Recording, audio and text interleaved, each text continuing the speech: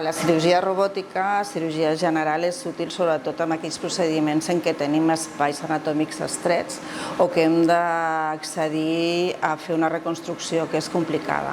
I això bàsicament és a nivell de la cirurgia colorectal, sobretot a la rectal, a la zona de la hèrnia hiatal, que és el que fem bàsicament aquí, i en principi cirurgia de paret complexa.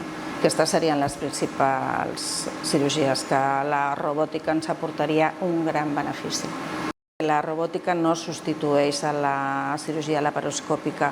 La cirurgia laparoscòpica continua tenint el seu espai, perquè hi ha cirurgies que amb la cirurgia laparoscòpica ja tenen una precisió molt important i no es necessita fer en robòtica.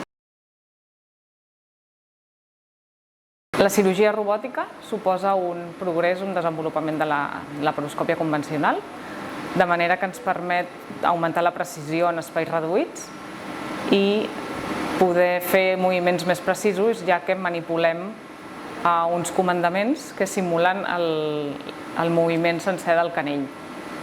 La cirurgia robòtica implica un treball més coordinat i protocolitzat, tant d'infermeria com dels cirurgians, de manera que ens hem hagut de formar específicament per el nou maneig de les eines i instruments.